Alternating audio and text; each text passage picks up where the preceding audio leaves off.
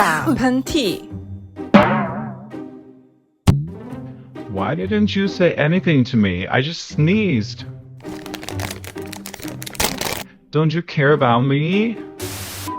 In Taiwan, when someone sneezes, we usually don't say anything. We just offer them a tissue. Just like anywhere in the Chinese-speaking world, people are very practical. What do we say to each other during Chinese New Year? We say, I hope you make a lot of money.